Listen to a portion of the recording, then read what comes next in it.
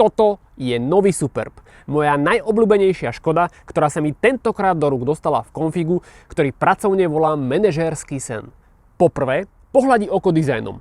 Vďaka elegantnému čiernemu laku a chromovým prvkom veľmi reprezentatívna limuzínka so suverene najkrajšími diskami v ponuke. Ale pozor, tieto 19 Helix sú k dispozícii len v rámci aftersales príslušenstva.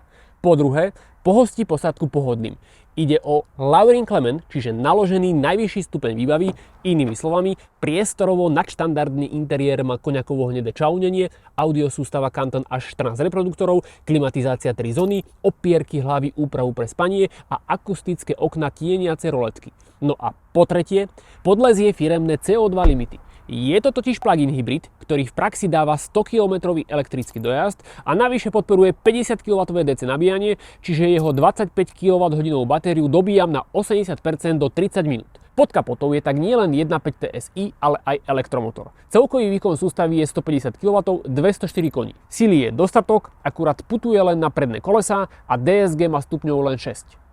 V interiéri svetlejšie čaunenie dodáva hodnotnejší dojem, hoci toto akože drievko má v skutku zvláštny vzor a aj samotná kvalita spracovania nie je úplne tip-top.